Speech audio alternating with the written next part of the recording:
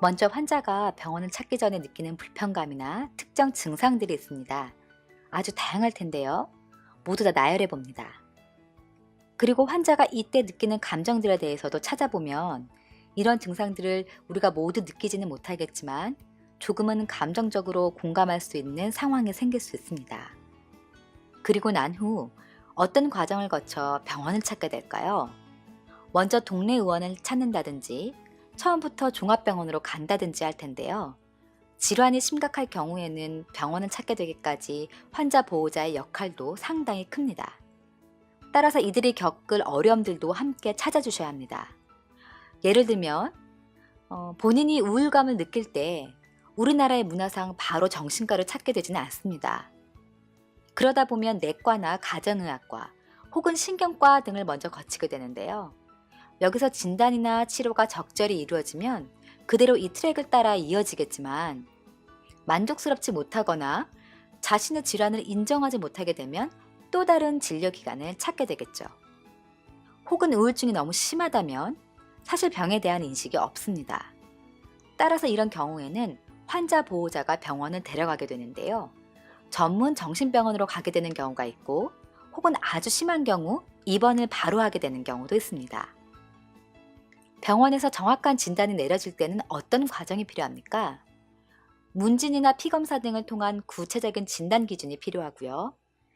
의사는 환자에 대한 치료 목표를 결정할 것입니다. 이때 진단을 내리기에 많은 어려움이 있는 경우들도 있다는 것을 고려하셔야 합니다.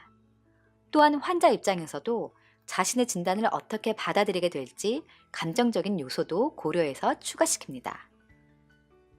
본격적으로 처방이 시작되면 의사들은 어떤 선택을 내려야 할까요? 이때 어떤 고민이 있을까요?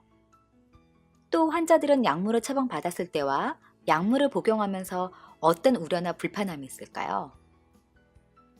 그리고 1주 내지는 좀 더 짧은 기간 동안에 1차 팔로우업을 하기까지 어떤 일들이 일어날까요?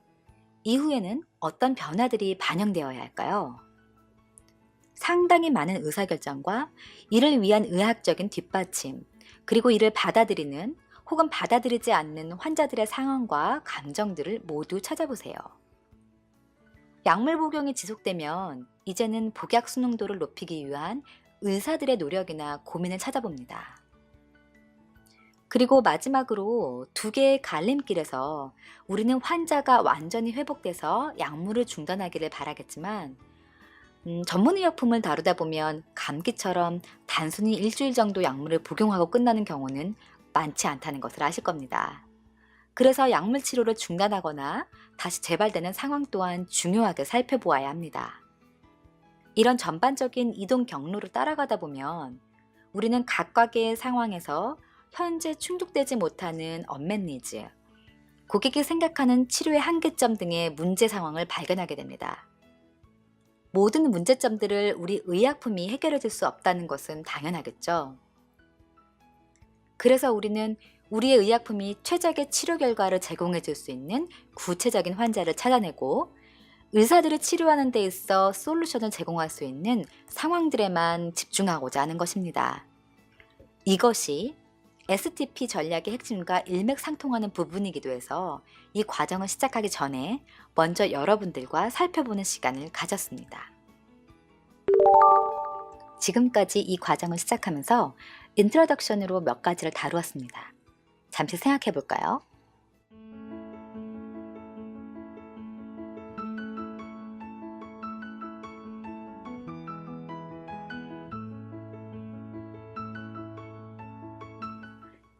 제약 관점의 4가지 P에 환자를 더한 5가지 P, 환자의 언맷 니즈와 의료인의 치료적 니즈를 다루는 환자 중심의 접근, 그리고 환자를 이해하는 가장 큰 그림인 페이션 패스웨이를 다루었습니다. 결국 우리가 STP 과정을 시작하기 위해서는 우리의 모든 관점이 환자 중심으로 이루어져야 한다는 내용이었는데요. 고개가 끄덕여지십니까?